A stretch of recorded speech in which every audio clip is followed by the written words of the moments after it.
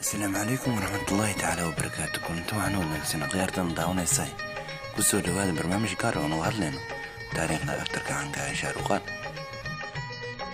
markale kulanti waxaan wanaagsan khayartan daawanaysa channel Wasiki Bro Films hadii video ku qanciyay like sar hadana waa subscribe sadula sato video yaasha dambe aktarka caanka SRK ama Shahrukhan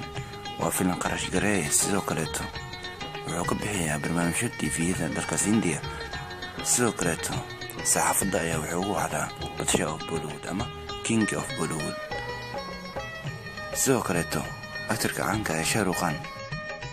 wuxuu ka soo muuqday aktarka caanka Shahrukhan 8 film in ka badan kaasoo kuno ka marti kuwana oo aktar isaga ka wada dhamaystiray SRK ama Shahrukhan wuxuu taageero aad fara badan oo ku leeyahay qaarada Aasiya daawadayaal haddana eegno aktarka caanka Shahrukhan wuxuu ku jiraa lambarka labaad aktarada ugu lacagta badan ee film sameeya wuxuuna haystaa lacag gaaraysa film waliba wuxuuna haystaa lacag gaaraysa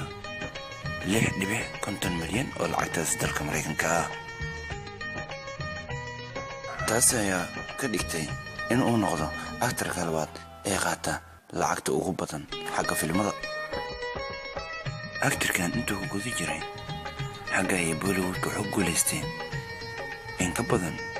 14 film oo artista aktarkan filmadu keeno ayaa wuxuu uga hadla badanaa arrimaha bulshada sida diimaha iyo waliba dhankaas iyo masaakiinta tabaaleysan taas ayaa waxay sababtay inay xadudda Hindiya u dhaaf filmaantiisa oo caalamkooda laga daawado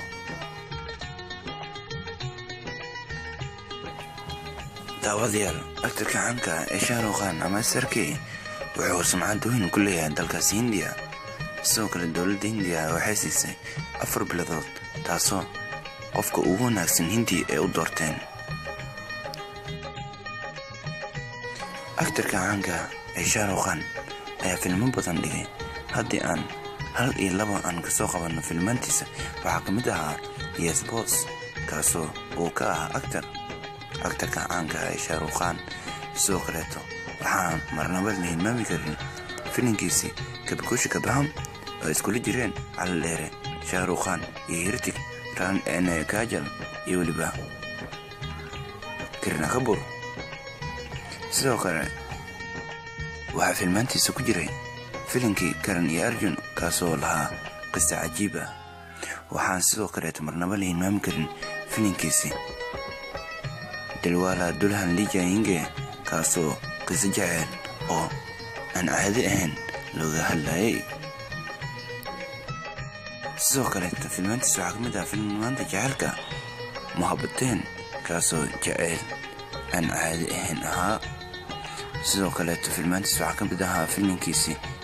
Fan kaasoo duplicate isagana ahaa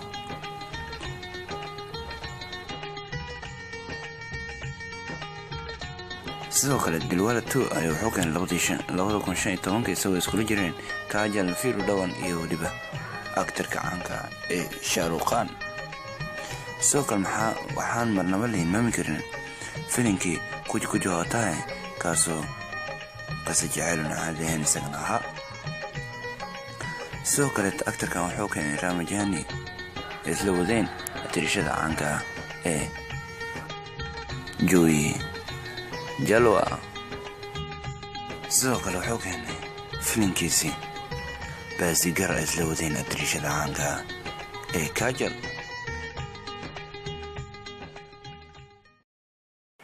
janaalka barnaamijka kala socotiin waxaa Wasiki Bro Films channel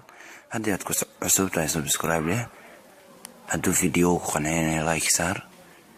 lana soco qaybta xigta oo aan kaga hadli doono taariikhdiisa gaarka ah aktarka caanka Shahrukhan mahadsanid waqtigaaga